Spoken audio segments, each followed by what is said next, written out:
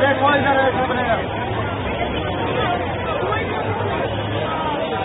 ऐसा बनेगा ना इधर, देखो इधर पाइप लगा के रखा बनेगा।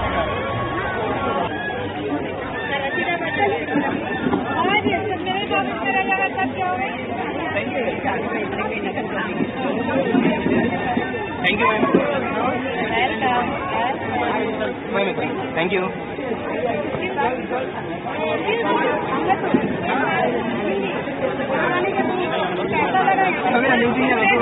हिंदुस्तान जो हमारा मुल्क है उसमें मुख्तलिफ मजहब के लोग रहते हैं।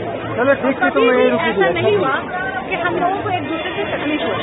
हम लोग एक दूसरे के त्यौहार में हमेशा शरीक हुए।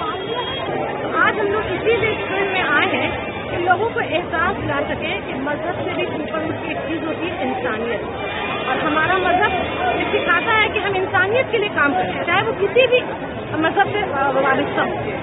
हिंदू भाई बहनों का क्या रिस्पॉन्स मिल रहा है यहाँ पर? बहुत भाइयों ने आकर के काफी कुछ सुनाया है, काफी तारीफ की, और वो चाहते हैं कि मिलकर के हम लोग इस तरह काम करें।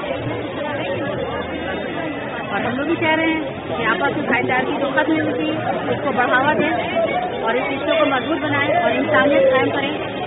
रूढ़िवादिता से दूर रहकर एक समाज सेवा के आगे अपने मार्ग को प्रशस्त कर रही है और एक ह्यूमैनिटी के लिए, मानवता के लिए जो सच्चा संदेश दे रही है।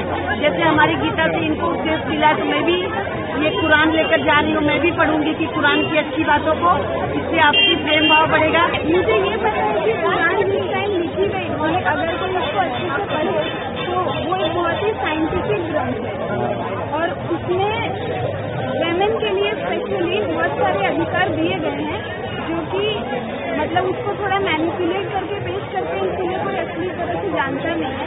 लेकिन जिस टाइम उसको लिखा गया तो उस टाइम अरब में जैसा माहौल था, उस टाइम मतलब उस माहौल में भी कोई इतना सोच सके औरतों के अधिकार के बारे में, ये बहुत बड़ी बात है।